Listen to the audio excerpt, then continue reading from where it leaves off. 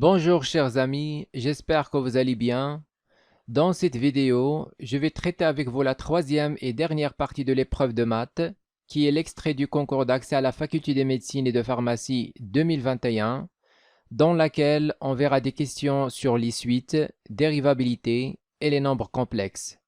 Cette vidéo est consacrée aux étudiants deuxième année bac sciences mathématiques et sciences expérimentales. Question 75. Dans l'ensemble C, si le module de Z1 est égal à le module de Z2 est égal à 1 et le module de Z1 plus Z2 est égal à racine de 3, alors le module de Z1 moins Z2 est égal à réponse A 1, réponse B 3, réponse C racine de 3, réponse D 2, réponse E racine de 2. Donc ici, dans l'énoncé, on dit que le module de Z1 est égal à le module de Z2 est égal à 1.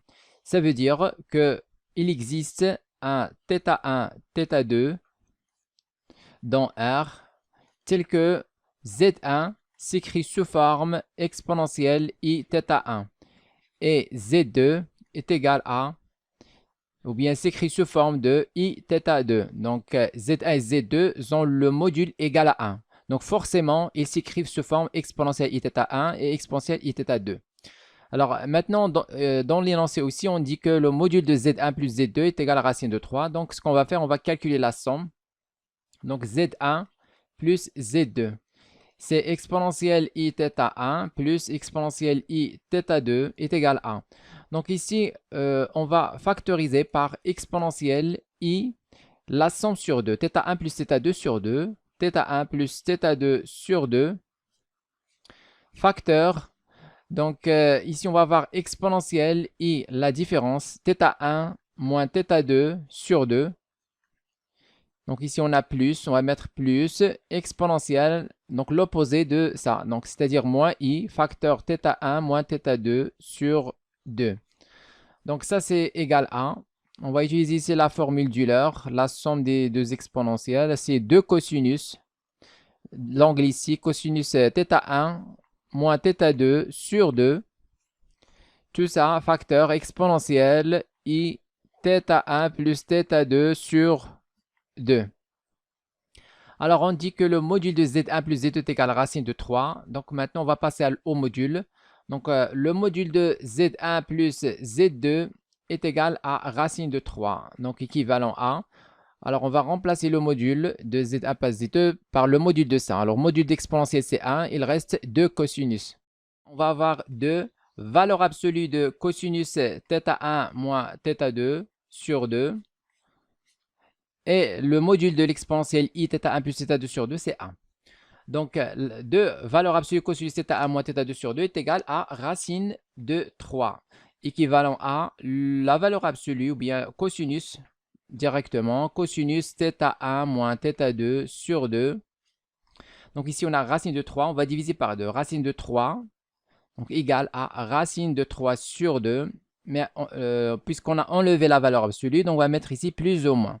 Donc plus ou moins racine de 3 sur 2. Alors maintenant, on va calculer Z1 moins Z2 en utilisant le même calcul qu'on a déjà fait ici. Donc on va avoir, à partir d'ici, on va avoir exponentielle I θ1 plus θ2 sur 2. Facteur, donc ici on va avoir moins. Au lieu de plus, on va avoir I θ1 moins θ2 sur 2. Et moins exponentielle moins I θ1 moins θ2 sur 2. Alors, la formule d'Euler donne ici 2i sinus cet angle qui est θ1 moins θ2 sur 2. Et tout ça fois exponentielle I θ1 plus θ2 sur 2. Maintenant, on va passer au module. Donc, module de Z1 moins Z2 est égal à. On va avoir 2. Le module de I, c'est 1. Le module de sinus, c'est un réel. Donc, c'est la valeur absolue de sinus. Sinus de θ1 moins θ2 sur 2. Valeur absolue. Et puis, le module de l'exponentielle complexe, c'est 1. Donc, voilà. Maintenant, on va déterminer sinus. Donc, dans la question, on nous demande de trouver le module de Z1 moins Z2. Donc, il suffit ici de déterminer le sinus θ1 moins θ2 sur 2. Donc, on a déjà calculé cosinus θ1 moins θ2 sur 2. Donc, on va dire que la valeur absolue de ça, c'est égal à 2. Donc, la valeur absolue de sinus θ1 moins θ2, c'est racine. Donc, on va utiliser la formule classique.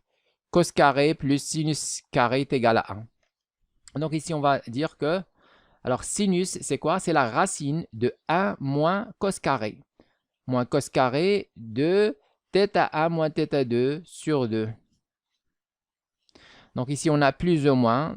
Lorsqu'on va enlever au carré, donc on va avoir le carré de ça, c'est-à-dire racine de 3 sur 2 au carré. Donc on va avoir 2 racine de 1 moins racine de 3 sur 2 au carré. Donc plus ou moins avec le carré, c'est la même chose. Donc on va éliminer le signe moins. Il reste uniquement plus racine de 3 sur 2, le tout au carré. Alors ça c'est égal à module de Z1 moins Z2 est égal à, on va avoir 2 racine de 1 moins 3 sur 4. Donc ça, c'est égal à 2 racine de... Donc 1 moins 3 sur 4, c'est 1 sur 4. Donc ça, c'est égal à 2. Donc 1 sur 4, c'est 1 demi avec la racine. Donc on va avoir 2 sur 2, c'est 1. Donc voilà la bonne réponse. Alors on va cocher maintenant la bonne réponse. Module de Z1 moins Z2 est égal à 1. Donc c'est la réponse A qui est correcte. Maintenant, on va utiliser deuxième méthode. Alors, on a module de Z1 plus Z2 est égal à racine de 3. Donc ça, c'est équivalent à. Donc d'après le cours, on a déjà vu que le module de, ou bien Z fois Z bar est égal au module de Z au carré. Donc on va utiliser ça. Alors ici, on va enlever au carré. On va avoir module de Z1 plus Z2 au carré est égal à 3. Donc ceci est équivalent à. On va maintenant utiliser ça, le Z fois Z bar, c'est-à-dire Z1 plus Z2 fois son conjugué. Donc Z1 plus Z2 facteur son conjugué qui est Z1 plus Z2 bar et bar. Donc Z1 plus Z2 le tout bar, c'est Z1 bar plus Z2 bar.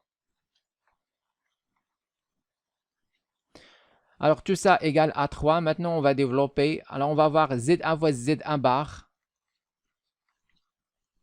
plus Z1 fois Z2 bar plus Z1 bar fois Z2 plus Z2 fois Z2 bar est égal, tout ça est égal à 3. Ceci est équivalent à, dans l'énoncé, on dit que le module de Z1 est égal à le module de Z2 est égal à 1.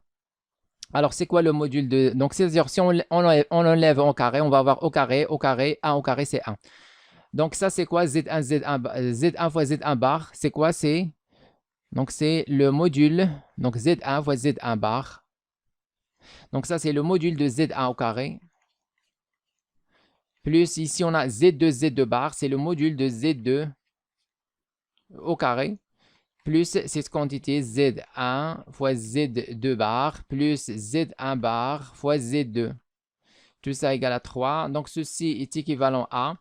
Alors, Z1, module de Z1, c'est 1. 1 au carré, c'est 1. Même chose ici, 1 au carré, c'est 1. Donc, on va avoir 1 plus 1, 2. Plus Z1, Z2 bar, plus Z1 bar, Z2 égale à 3. Alors, ça c'est équivalent à, donc on va avoir Z1, Z2 bar, plus Z1 bar, Z2. Tout ça égale à 3 moins 2, c'est 1. Maintenant, on va calculer le module de Z1 moins Z2. Donc, par la même technique qu'on a fait ici. Donc, on va calculer le carré du module de Z1 moins Z2. Alors, ça, c'est égal à Z1 moins Z2 facteur Z1 bar moins Z2 bar. Alors, ça, c'est égal à, on va développer Z1 fois Z1 bar. Donc, Z1 fois moins Z2, donc on va avoir moins Z1 fois Z2 bar, moins Z1 fois Z2 bar, et puis moins Z1 bar fois Z2. finalement, on va avoir moins Z2 fois moins Z2 bar, c'est-à-dire plus Z2 fois Z2 bar. Alors, le module de Z1 moins Z2 au carré est égal à. Donc ici, on a Z1 fois Z1 bar, ça c'est le module de Z1 au carré, plus ici Z2 fois Z2 bar, c'est le module de Z2 au carré. Ici, on va factoriser par signe moins, on va avoir moins facteur Z1, Z2 bar, plus Z1 bar, Z2. Donc ça, c'est égal à. Ici, le module de Z1 dans l'énoncé, c'est 1, plus 1, c'est 2. Donc on va mettre 2 directement. Et moins. Alors, c'est quoi cette quantité? On a déjà calculé. Donc, on a déjà calculé ici, comme vous voyez. Z1 fois Z2 bar plus Z1 bar fois Z2. Ça, c'est égal à 1. Donc, on va remplacer ici par 1. Donc, on va avoir 2 moins 1. C'est quoi? C'est 1. C'est la même réponse qu'on a déjà trouvée dans la méthode précédente.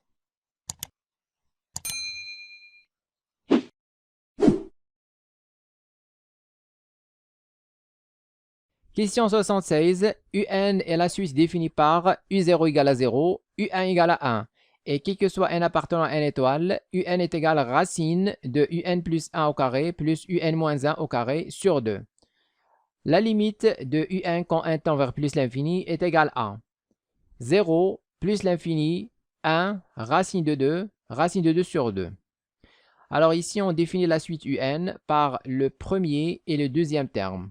Et par la relation de récurrence, quel que soit n dans n étoile, UN égale racine UN plus 1 au carré plus UN moins 1 au carré sur 2. Donc, on va mettre les deux côtés ici au carré. On va avoir UN au carré est égal à UN plus 1 au carré plus UN moins 1 au carré sur 2. Alors, on va avoir 2 UN au carré. Donc, on va mettre le produit croix. 2 fois UN au carré est égal à UN plus 1 au carré plus UN moins 1 au carré. Maintenant, je vais faire venir le UN moins 1 au carré, le premier côté. Donc, je vais avoir... donc, je vais tout d'abord décomposer ça. Alors, 2 UN au carré, c'est UN au carré plus UN au carré. Donc, je vais mettre UN au carré. Et UN moins 1 au carré, l'autre côté, devient moins UN moins 1 au carré. Il reste ici UN au carré. Je le passe dans le deuxième côté. Il devient... Donc, déjà, on a UN plus 1 au carré et moins le UN au carré. Alors, qu'est-ce qu'on a ici? On a UN au carré moins UN moins 1 au carré égale à UN plus 1 au carré moins UN au carré. Donc, le carré du terme UN moins le carré du terme précédent est égal le carré du terme n UN plus 1 moins le carré du terme précédent. Donc, par une récurrence, on va montrer que c'est aussi égal à UN moins 1 au carré, moins UN moins 2 au carré, etc. Donc, c'est égal à le dernier qui est U1 au carré moins U0 au carré.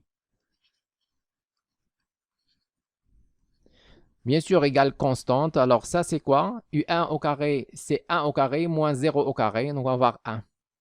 Alors, on a montré que UN au carré moins UN moins 1 au carré est une constante. Donc, tout de suite, on déduit que la suite UN au carré pour n supérieur ou égal à 1 est une suite arithmétique.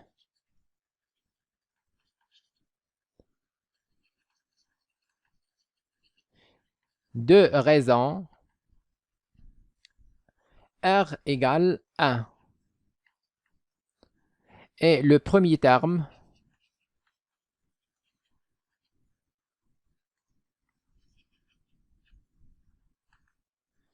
donc le premier terme, c'est U0 au carré qui est 0. Alors maintenant, puisque c'est une suite arithmétique, on va déterminer son terme général. Alors, on va avoir UN au carré est égal à U0 au carré, le premier terme, plus N fois R. Donc, on va avoir UN au carré est égal, U0 au carré, c'est 0, au carré, c'est 0. Donc, N fois R. Alors, R, on a montré que la raison est égale à 1, donc c'est exactement N. Alors, le terme général de la suite UN maintenant, c'est racine de n. Alors, c'est quoi la limite de racine de n? C'est exactement plus l'infini. Donc, la suite UN tend vers plus l'infini quand n tend vers plus l'infini. Donc, la bonne réponse ici, c'est la réponse B. Alors, une remarque, si on a une suite Vn qui vérifie, donc Vn égale à Vn plus 1 plus Vn moins 1 sur 2, alors il faut tout de suite remarquer que la suite Vn est arithmétique.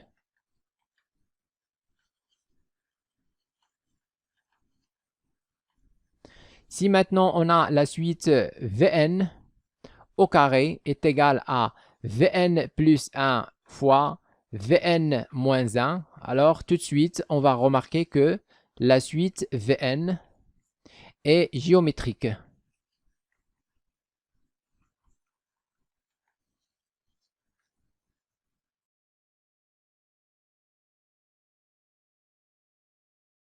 Question 77, soit AB dans R carré et F la fonction définie sur R par f de x égale à x plus b si x inférieur ou égal à 0, 1 sur x plus 1 si x strictement positif. La fonction f est dérivable en 0 si et seulement si. Réponse A égale à 1, B égale à 1. Réponse B, A égale à moins 1, B égale à 1. Réponse C, A égale à 2, B égale à 1. Réponse D, A égale à moins 1, B est égal à moins 1. Réponse E, A égale à moins 1, B est égal à 0.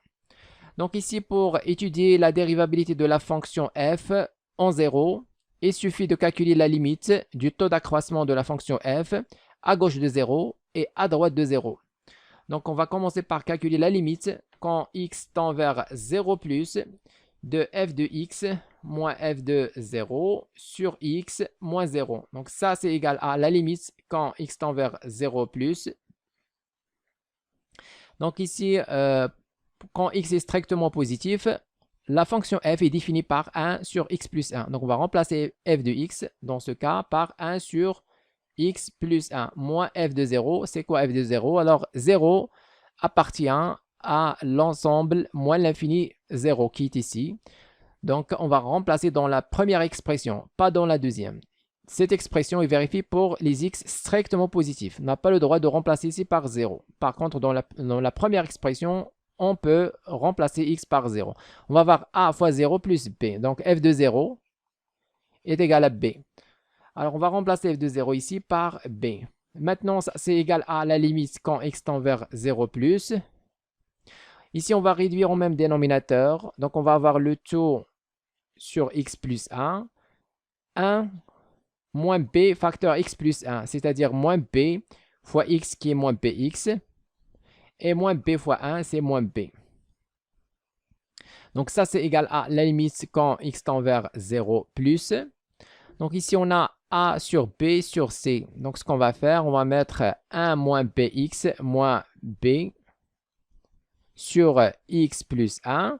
Et on va multiplier par l'inverse du dénominateur, c'est-à-dire x. Alors l'inverse de x, c'est 1 sur x. Donc on va multiplier ici par 1 sur x. C'est-à-dire, il suffit de multiplier x fois l'expression au dénominateur.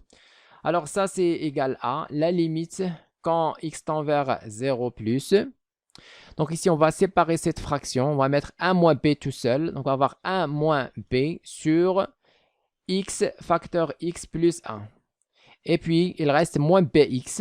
Donc on va mettre moins bx sur x plus 1. X facteur x plus 1. Alors maintenant, on va simplifier x avec x. Alors, il reste la limite quand x tend vers 0 plus de 1 moins b sur x facteur x plus 1 et moins, donc ici on l'a simplifié par x, il reste b sur x plus 1. Alors, lorsqu'on remplace ici x par 0, donc on aura b sur 1, il n'y a pas de problème. Alors ici, on va avoir 1 moins b sur 0. Donc 1 moins b, c'est une constante, sur 0 fois 1. Donc 1 sur 0, c'est l'infini. C'est-à-dire que la fonction n'est pas dérivable. On cherche a et b pour que la fonction soit dérivable. Donc, ce coefficient a moins b doit forcément égal à 0. Donc, pour que f soit dérivable en 0. Donc, il faut que 1 moins b est égal à 0. C'est-à-dire, b est égal à 1. Donc, on a trouvé maintenant la valeur de b. Alors, dans la limite, on va avoir la limite quand x tend vers 0 plus de f de x moins f de 0 sur x moins 0 est égal à.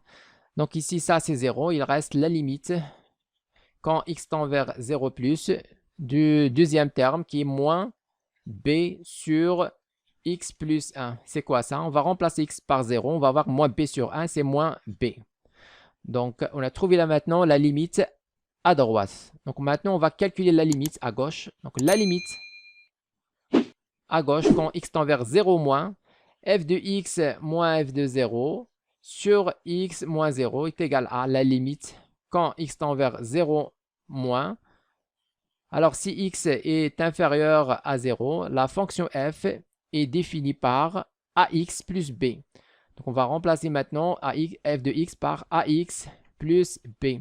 Moins f de 0, c'est quoi f de 0? On a déjà calculé. F de 0, c'est b. Donc, on va remplacer f de 0 par b. Ça, c'est égal à la limite quand x tend vers 0 moins. On simplifie b et moins b. Il reste ax sur x. Ça, c'est la limite. Ou bien directement, on va dire que ça, c'est égal à 1. Lorsqu'on simplifie x par x, il reste a qui est une constante. Alors, on a trouvé que la limite à gauche est égale à 1 et la limite à droite est égale à... Donc, la limite à droite est égale à moins b. Alors, on a déjà trouvé que b est égal à 1, donc moins b, c'est-à-dire c'est moins 1. Alors, f est dérivable en 0 si et seulement si la limite du taux d'accroissement f de x ou bien le nombre dérivé f' de 0 à droite est égal à f' de 0 à gauche. Donc ça c'est f' de 0 à gauche et ça c'est f' de 0 à droite. Donc c'est-à-dire, c'est équivalent à dire que a est égal à moins b est égal à moins 1. Donc c'est-à-dire a est égal à moins 1.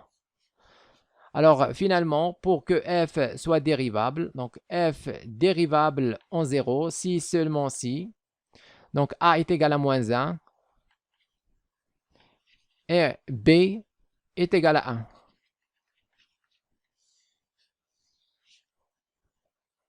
Donc, on va maintenant cocher la bonne réponse. A est égal à moins 1 et b est égal à 1. Ça, c'est la réponse B qui est correcte.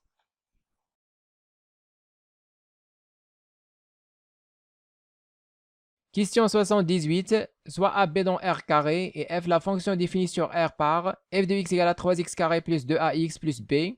Si l'intégrale de moins 1 à 1, f de x dx inférieur strictement à 2, alors le nombre de solutions dans R de l'équation f de x égale à 0 est réponse A 0, réponse B 1, réponse C 2, réponse D 3, réponse E 4. Alors ici, on a la fonction f est définie par un polynôme de degré 2. C'est un trinôme. Donc, le nombre de solutions de l'équation f de x égale à 0 ne peut pas excéder 2. C'est-à-dire que les réponses D et E sont fausses. Alors, pour trouver le nombre de solutions de l'équation f, tout simplement, ce qu'on va faire, on va calculer le discriminant delta. Donc ici, on a un trinôme, donc on peut calculer le discriminant delta. Si le discriminant est négatif, strictement négatif, donc le nombre de solutions dans R, c'est 0. Ici, le discriminant delta est égal à 1. Le nombre de solutions dans R, c'est une solution. Et si le discriminant est positif, strictement positif, dans ce cas, le nombre de solutions de l'équation f de x égale à 0 dans R est 2. Alors, avant ça, on va tout d'abord simplifier cette condition qu'on a ici, l'intégrale de moins 1 à f de x dx inférieur strictement à 2. Donc, on va calculer cette intégrale. Intégrale de moins 1 à 1, f de x d de x est égal à l'intégrale de moins 1 à 1. On va remplacer f de x, c'est 3x carré plus 2ax plus b, tout ça d de x. Alors, primitif de ça, primitif de 3x carré, c'est x à la puissance 3, plus primitif de 2ax, c'est a, x au carré, plus primitif de b, c'est bx. Tout ça entre moins 1 et 1. Alors, cette intégrale vaut, donc la valeur en 1, on va avoir x à la 1 à la puissance 3, c'est 1, plus a fois 1 au carré, c'est a, plus b fois 1, c'est b, et moins, donc on va avoir moins 1 à la puissance 3, c'est moins 1, a fois moins 1 au carré, c'est a fois 1, c'est a, donc plus a, et puis on va avoir b fois moins 1, c'est moins b. Donc ça, c'est égal à, donc on va avoir ici 1 moins moins 1, c'est 1 plus 1, c'est-à-dire c'est 2. Et puis on va avoir a moins a, ils vont se simplifier. On va avoir b moins moins b, c'est-à-dire b plus b, c'est 2b. Alors, dans la question, on donne que cette intégrale est strictement inférieure à 2. Donc, on va voir ici 2 plus 2b inférieur strictement à 2. Ça veut dire que donc 2b est strictement inférieur à 0. Donc, ici, on va simplifier par 2. Il reste 2b strictement inférieur à 0, c'est-à-dire que b est strictement inférieur à 0. Donc, voilà la condition. Alors maintenant, on va calculer le discriminant delta de l'équation f de x égale 0. Donc, on va voir delta est égal à b carré moins 4ac. Avec donc b carré moins 4ac. Donc, ce n'est pas les ab donnés ici dans la question, bien sûr. Puis donc, a, c'est le coefficient de x carré, c'est 3. Et c, c'est la constante, c'est-à-dire b. Et b, c'est le coefficient de x, c'est-à-dire 2a. Alors, maintenant, le coefficient de x, c'est 2a. Donc, on va mettre 2a au carré. Moins 4 fois le coefficient de x carré, qui est 3.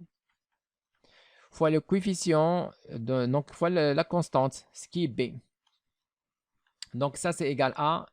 Alors, 2a au carré, c'est 4a au carré. Moins 4 fois 3, moins 12, b. Alors ici, on a b est négatif, c'est-à-dire moins 12b est strictement positif. Donc, moins 12b est strictement positif puisque b est négatif. Et lorsqu'on ajoute 4a au carré qui est positif ou nul, on va avoir la somme strictement positive. Donc, delta, comme vous voyez ici, est strictement positif. Alors, c'est quoi le nombre de solutions de l'équation f de x égale 0? C'est exactement 2. C'est la réponse C. Alors, ici, si on ne vous donne pas un trinôme, c'est-à-dire, dans ce cas, vous ne pouvez pas utiliser le discriminant. Alors, dans ce cas, on va tout simplement étudier la fonction f de x. Donc, dresser le tableau des variations, calculer la dérivée tout d'abord, puis dresser le tableau des variations, et vous allez trouver donc, les mêmes résultats qu'on a trouvés ici, le même résultat. Donc, si vous dérivez ça et tracez le tableau, en utilisant la condition B strictement négative, on va trouver le même résultat.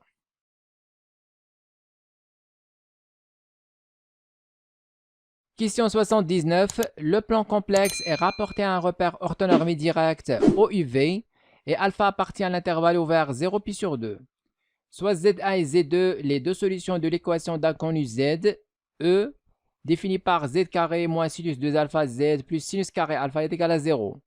La valeur de alpha pour laquelle les points O, M d'affixe Z1 et M d'affixe Z2 sont les sommets d'un triangle équilatéral et réponse A, pi sur 3, réponse B, pi sur 4, réponse C, pi sur 5, réponse D, pi sur 6, réponse E, pi sur 8. Alors, on va tout d'abord déterminer les affixes Z1 et Z2, solution de l'équation E. Donc, on va résoudre l'équation E tout d'abord. Donc, on va calculer le discriminant delta. On va avoir b carré moins 4ac. Donc, b, c'est le coefficient de z, c'est-à-dire moins sinus 2 alpha donc, au carré. Donc, moins sinus 2 alpha au carré. Moins 4ac. Alors, a, c'est le coefficient de z carré qui est 1. Fois le coefficient, ou bien la constante, qui est sinus carré alpha. Donc, ça, c'est égal à... Ici, on va avoir sinus au carré 2 alpha. Alors, c'est quoi sinus 2 alpha? Sinus 2 alpha, c'est 2 fois sinus alpha cosinus alpha. Donc, tout ça au carré. moins 4 sinus carré alpha. Donc delta est égal 4, donc 2 au carré c'est 4, sinus carré cosinus carré. Moins 4 sinus carré alpha. Maintenant, on va factoriser par 4 sinus carré alpha. Alors, ici, il reste cosinus carré alpha. Ici, il reste moins 1. Alors, ça, c'est égal à 4 sinus carré alpha. Cos carré alpha moins 1, c'est moins sin carré alpha. Alors, finalement, delta est égal à moins 4 sinus carré fois sinus carré, c'est sinus carré ou bien sinus 4 alpha. Alors, le discriminant ici est strictement négatif. Donc, l'équation E admet deux solutions complexes, dans C bien sûr, admet deux solutions complexes conjuguées. Alors maintenant, on va déterminer les deux solutions. Alors, Z1 est égal le tout sur 2A. Alors, A, c'est le coefficient de Z carré, c'est 1. Donc, le tout sur 2. Donc, la formule, c'est moins B plus au moins I racine moins delta. Le tout sur 2A. Donc, moins B, c'est le coefficient de Z, c'est-à-dire moins sinus 2 alpha. Ou bien, on va voir plus sinus 2 alpha qui est 2 sinus alpha cosinus alpha. Plus I fois racine moins delta. Alors, moins delta, c'est 4 sin 4. Donc, racine de 4 sin 4 de alpha. Donc, Z2, c'est le conjugué de ça. Donc, c'est égal à Z1 bar.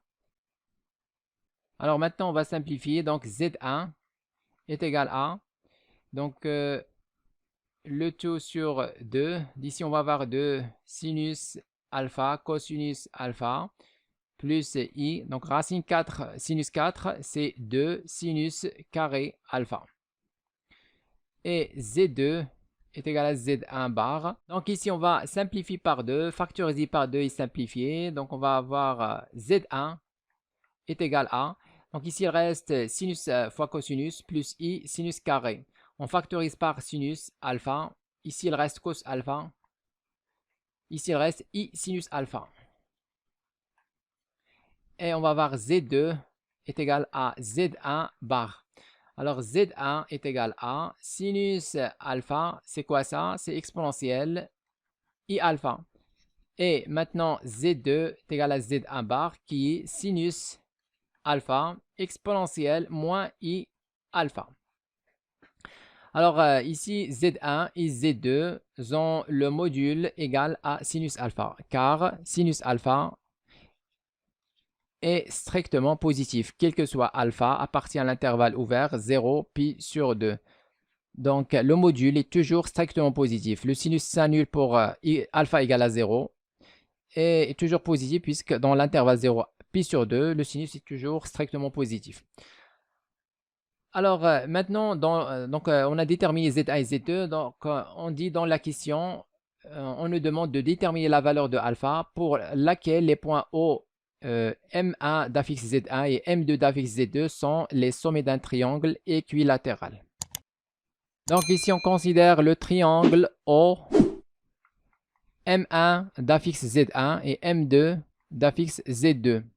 Alors, on veut que ce triangle soit équilatéral. Donc, il suffit que ce côté OM1 soit égal à OM2 et l'angle OM1, OM2 soit égal à pi sur 3 ou bien moins pi sur 3.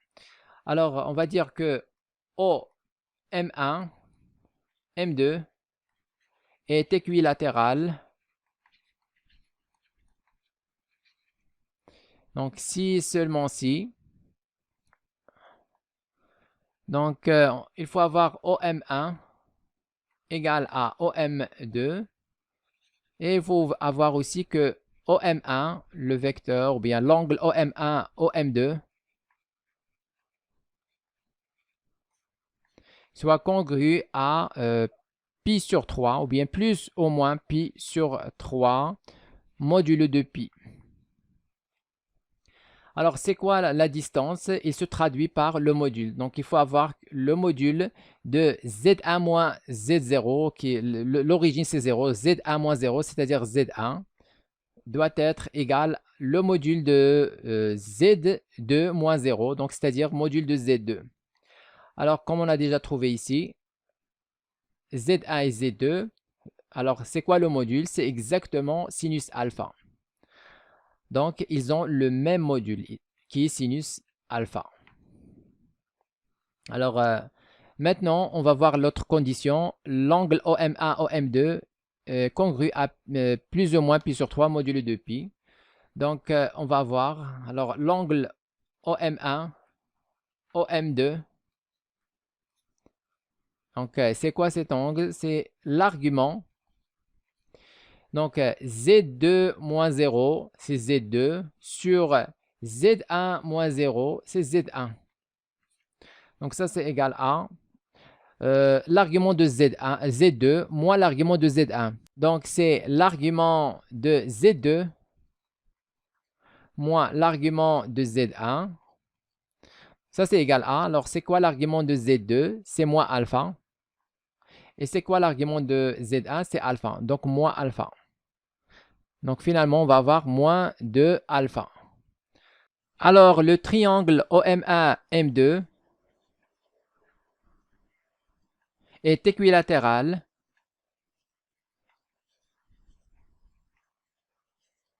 alors équivalent à l'angle OM1, OM2 est égal à plus ou moins pi sur 3 mode de pi. Alors, l'angle OM1, M2, on a déjà trouvé que c'est moins 2 alpha, congru à plus ou moins pi sur 3 mode de pi. Équivalent à, on va diviser par moins 2, on va avoir alpha congru à plus ou moins pi sur 6 modulo pi. Alors ici, 2 fois 3, 6, et on divise 2pi aussi par 2, on trouve pi. Alors, comme ici alpha appartient à l'intervalle ouvert 0 pi sur 2, alors les valeurs de alpha qu'on a ici, donc c'est équivalent à alpha est égal à l'angle pi sur 6. Donc ici, on a pi sur 6, mode pi, c'est-à-dire plus kpi. Donc on va avoir cet angle ici. Il n'appartient pas à l'angle ou bien à l'intervalle 0 pi sur 2. Et si on prend moins pi sur 2, donc, ou bien moins pi sur 6, l'angle moins pi sur 6 c'est ici. Et plus kpi, on va l'avoir ici. Donc le seul angle qui appartient à l'intervalle 0 pi sur 2, c'est l'angle pi sur 6. Alors maintenant, on va cocher la bonne réponse. Donc, c'est la réponse D, pi sur 6.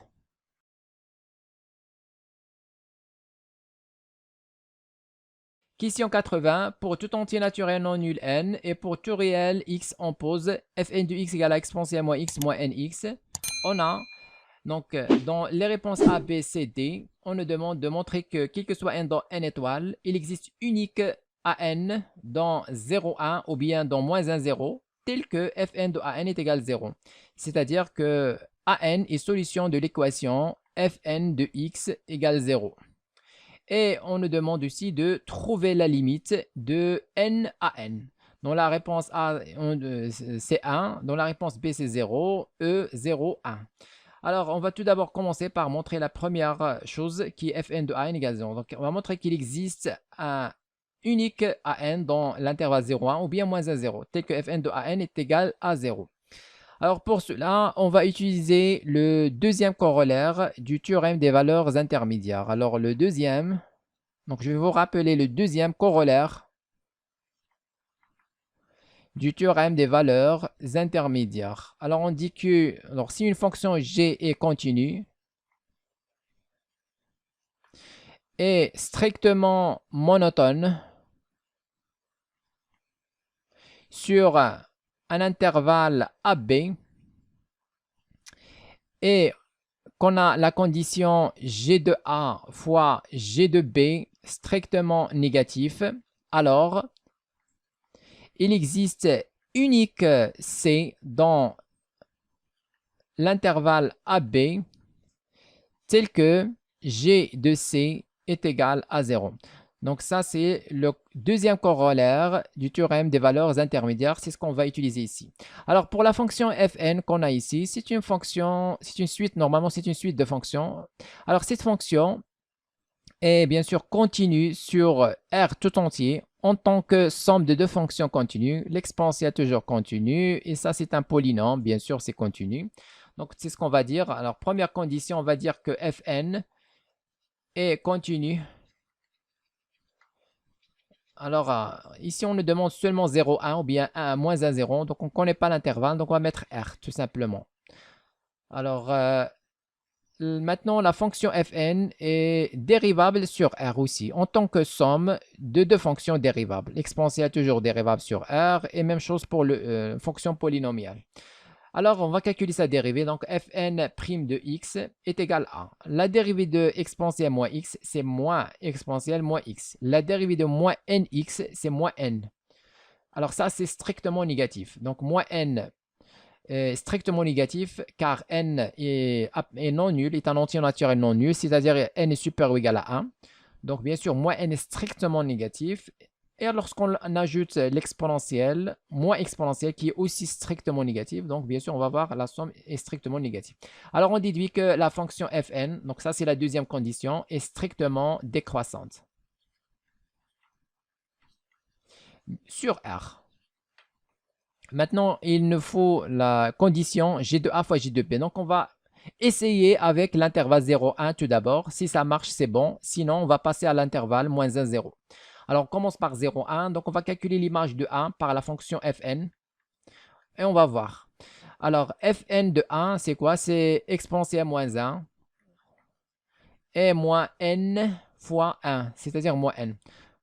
Alors, ça, c'est égal à 1 sur e moins n. Alors, on a déjà dit que n supérieur ou égal à 1, ça veut dire que moins n inférieur ou égal à moins 1. Et lorsque donc, on ajoute 1 sur e dans les deux côtés, on va avoir 1 sur e moins 1. Alors, e, normalement, c'est à peu près 2,72. Donc, 1 sur e, c'est 0, donc bien sûr, il est inférieur. Donc, e, bien sûr, c'est 1 sur e inférieur à 1, car e est strictement supérieur à 1. Donc, 1 sur e inférieur à 1. Donc, ça, c'est négatif. Alors, on a montré que fn de 1 est strictement négatif.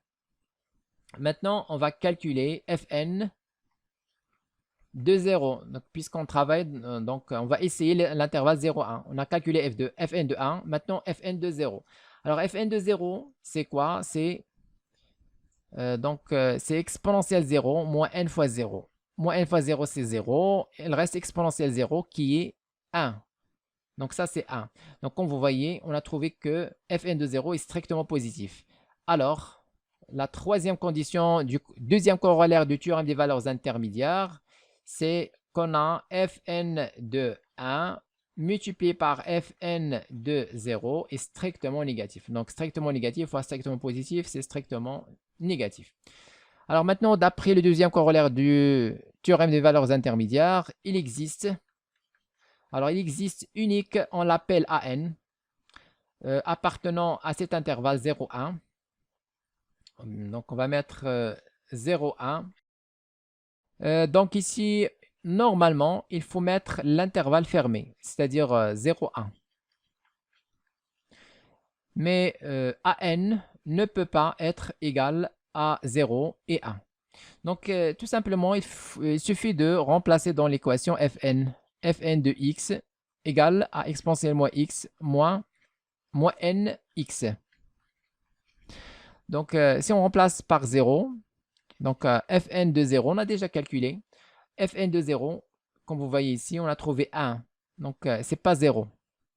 Même chose pour fn de 1, on a trouvé que c'est strictement négatif. Donc, donc 0 et 1 ne peuvent pas être des solutions de l'équation fn de x égale 0.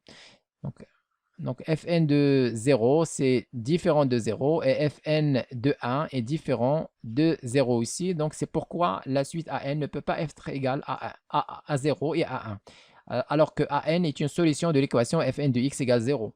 Donc, c'est pourquoi on enlève 0 et 1. Alors, il existe unique normalement, unique AN dans l'intervalle 0, 1, tel que fn de AN est égal à 0. Alors, pour les élèves sciences mathématiques, ils connaissent déjà ces suites. Donc, ce sont les suites implicites. Pour les élèves sciences expérimentales, alors ici, on met AN et pas C comme dans le corollaire. On met AN puisque il dépend. Donc, c'est une solution de l'équation Fn de x. C'est-à-dire que cette solution dépend de n. C'est pourquoi on met AN.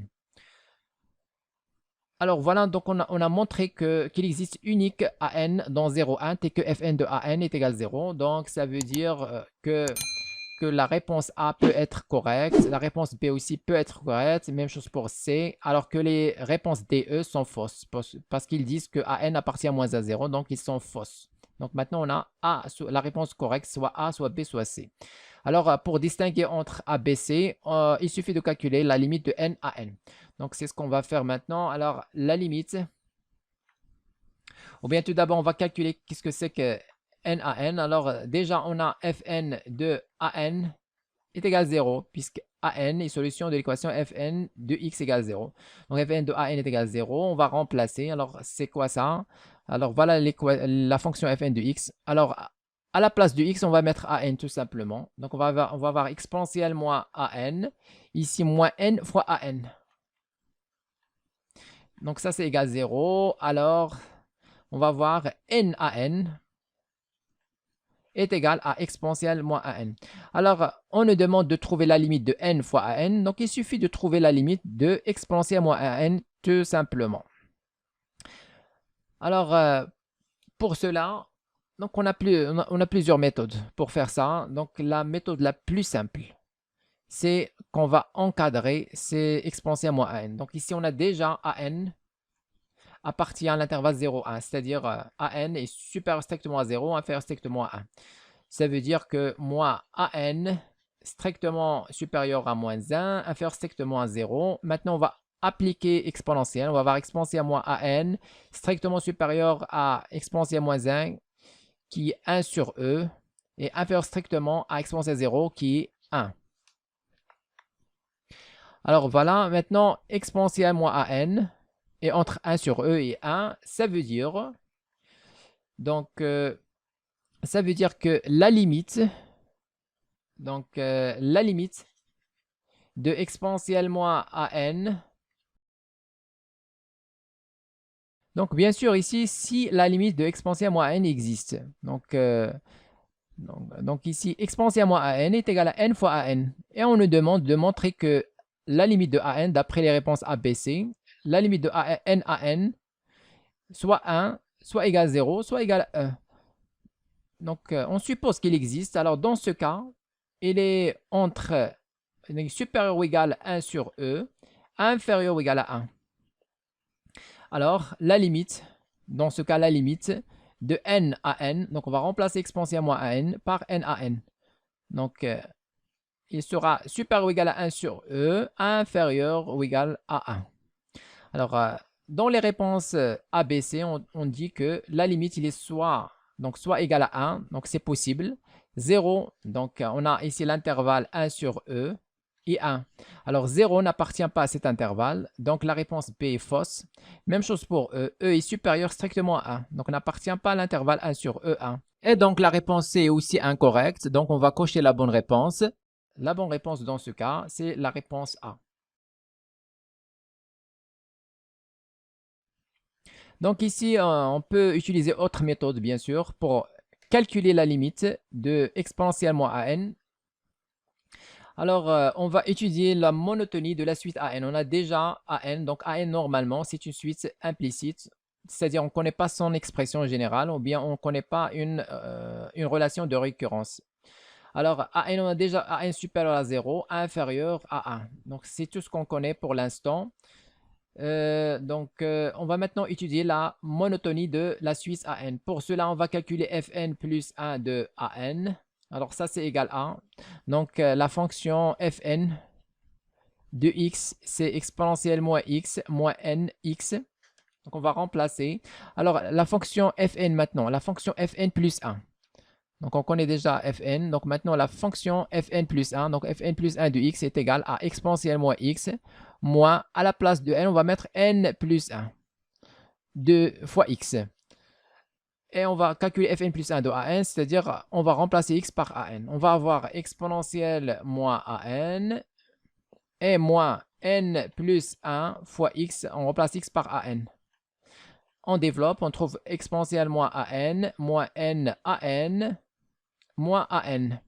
Donc c'est quoi ça? Exponentielle moins an moins n an, on a déjà calculé. Ici, comme vous voyez, c'est fn de an. Donc fn de an moins an. C'est quoi fn de an? C'est 0. Donc on va avoir fn plus 1 de an qu'on a ici est égal à moins an. Alors fn plus 1 de an est égal à moins an et moins an c'est négatif, strictement négatif car an est strictement positif. Donc moins an est strictement négatif. Alors fn plus 1 de an inférieur strictement à 0. C'est quoi 0? C'est rien que fn de an, tout simplement, ou bien fn plus 1 de an plus 1. C'est la même chose. Donc ici, il faut avoir le même indice, fn, an. Alors on va mettre fn plus 1, an plus 1. Alors, comme la fonction fn est décroissante, on a déjà montré que fn est décroissante sur R, alors on va tout de suite écrire que an et ici an plus 1, on va enlever fn plus 1 et on va changer l'ordre puisqu'il est décroissante.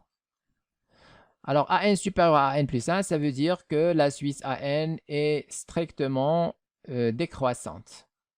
Alors décroissante et minorée par 0, ça veut dire que an, la suite an est convergente. Alors convergente, normalement, il va tendre vers la valeur inférieure, c'est-à-dire 0, normalement. Mais on peut le démontrer. Alors pour démontrer que la limite de an est égale à 0, il suffit de calculer fn de 1 sur n. Donc ça c'est égal à... Alors on va remplacer dans l'expression de fn de x, toujours c'est exponentielle moins x moins nx. On remplace à x par 1 sur n. On va avoir exponentielle moins 1 sur n et moins n facteur 1 sur n. Ça, c'est égal à exponentielle moins 1 sur n. On simplifie ici par n, il reste moins 1. Et bien sûr, déjà, on a n. Donc, 1 sur n. 1 sur n est strictement positif. Donc, moins 1 sur n est strictement négatif. Maintenant, on applique exponentielle. Donc, exponentielle moins 1 sur n est inférieur strictement à exponentielle 0 qui est 1. Et dans ce cas, exponentielle moins 1 sur n moins 1, c'est strictement négatif. De même, on va utiliser la même technique qu'on a utilisée précédemment. Donc, pour étudier la monotonie de an. Donc, on va écrire fn de 1 sur n inférieur strictement à 0. C'est quoi 0? C'est fn de an. Et comme la fonction fn est décroissante, on va avoir 1 sur n. On va changer l'ordre supérieur à an. Déjà, on a an strictement positif. Maintenant, on a majoré an par la suite 1 sur n. Et maintenant, on applique le théorème des gendarmes. Par passage à les limites, tout de suite, on trouve que la limite de an est égale à 0. Et maintenant, c'est quoi la limite de n à n? C'est la limite de exponentielle moins an. C'est, alors, an tend vers 0. Donc, exponentielle 0, c'est 1. Donc, on a démontré ça par calcul.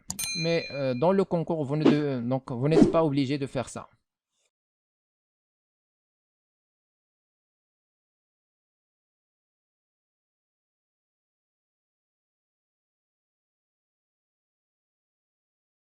Écrivez-moi vos remarques dans les commentaires et n'oubliez pas de cliquer sur j'aime si vous appréciez notre contenu et de s'abonner à notre chaîne YouTube. C'est absolument gratuit pour recevoir nos nouvelles vidéos.